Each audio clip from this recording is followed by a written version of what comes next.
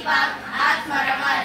Dahil mahal ko ang Pilipinas, diringgin ko ang payo ng aking mga magulang. Susundin ko ang tungtunin ng paaralan. Tutuparin ko ang tungkulin ng mamayang mga bayan. Naglilingkod, nag-aaral, at nananalangin ng buong katapatan. Iaalay ko ang aking buhay, pangarap, pagsisikap sa bansang Pilipinas. Panunumpa sa watawat ng Pilipinas. Ako ay Pilipino. Buong katapatan nanunumpa sa watawat ng Pilipinas. At sa bansang kanyang sinasagisag na may dangal, katarungan at kalayaan. Na pinakikilos ng sabayang mga Diyos,